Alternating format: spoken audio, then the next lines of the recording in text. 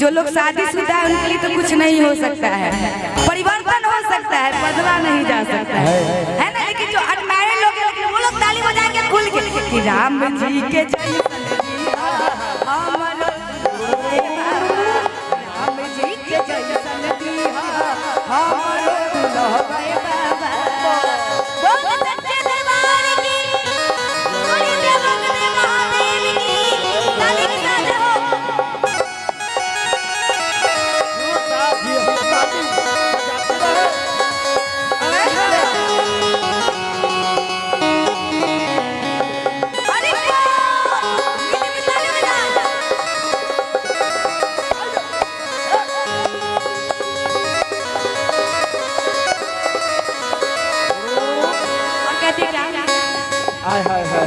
जय साहबन सुमारी करी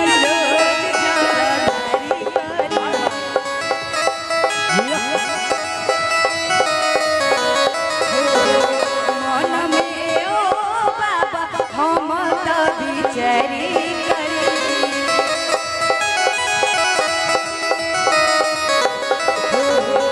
साहबन सुमारी करी रोज जल ढारी करी मन में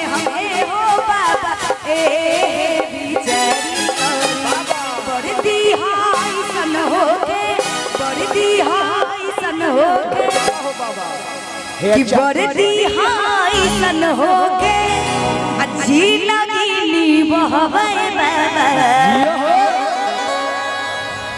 कह रही है कि शादी में अभी खटपट हुआ मेरा रुमाई के हस्बैंड के घर पे, यही होता है ना। लेकिन कहना है कि बरदी हाई सन हो के अच्छी लगी बहवे बाबा।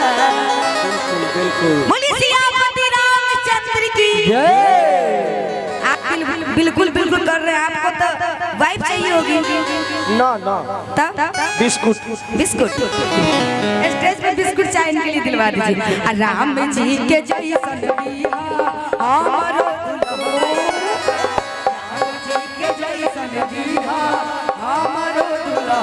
बाबा।